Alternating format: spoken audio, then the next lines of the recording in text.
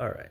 So I had somebody make a response video to to this, I guess, this whole channel. He's just like attacking me personally. And I'm not gonna like name his name or link his content or anything because this guy, I don't really feel like he needs any more press. Um, but and honestly, like a lot of his criticisms were not particularly astute. Uh, like for instance, he watched a few of my videos and you know, like tried to refute clips from them without realizing that I had already answered that question later in the video or in another video. So not very honest. I believe he commented on my "Atheist is not a belief system" video, and like didn't realize that I had responded to the argument that atheism wasn't a monolith in in another video on this channel where I specifically addressed that. He found some of my like schizo shit posts that I made specifically to uh, frighten and troll people like him. The ones where I'm like ranting in a dark room in front of a camera. I do that because it's funny to see people's reaction to non-standard behavior.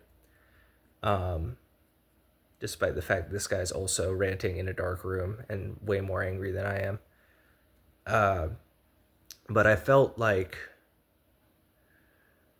this guy's predicament, um, it's probably multifaceted and it comes from trauma in his past, but I feel like it can illuminate a place that a lot of people are stuck in, which is the place of the angry rationalist, right?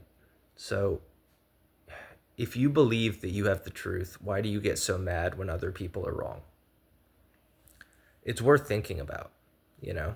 It's like, why is everybody else stupid and why is this a problem, or why do they are they not worthy of their opinions? And it basically comes from the fact that history, reason, perception, these things, people think of them as a rock. They think of them as a stable place that they can rest their identity on.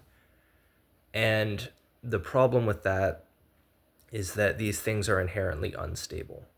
These things change year by year, decade by decade, century by century.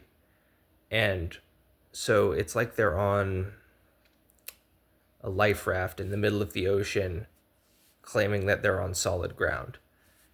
You would find a bit of instability there, a bit of being temperamental, you know?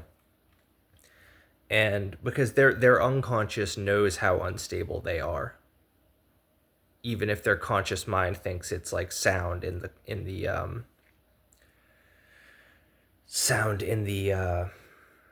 what is it, the affirmation of their beliefs. If you are in an unsound position, your body knows and responds as if you are in an unsound and unstable position. And I know because I've been there before. This idea that that you feel like you're the smartest person in the world and everybody else is stupid and yet your life still sucks. And that contradiction, that internal contradiction between your logical rational mind and the way the world actually is creates a lot of animosity, resentment, and tension. And you know, I feel kind of bad for this guy because of that, because there was a time where I was this person. I realized I was being that person fairly quickly, but yeah, I feel for him. So, you know, you see the same thing with fundamentalists too, so it applies to both sides of the spectrum, you know, like they believe they have the one truth, you know, like the final truth, the final solution, and their life is still mediocre and relatively miserable. And that causes them to be very frustrated. The fact of the matter is, reality has contradictions in it. Reality has problems in it. Reality has chaos in it. And if you deny that, you deny that at your own peril. So any belief system that doesn't take into account your ignorance and the fundamental unpredictability of the world itself is going to leave you pissed off in one way or another.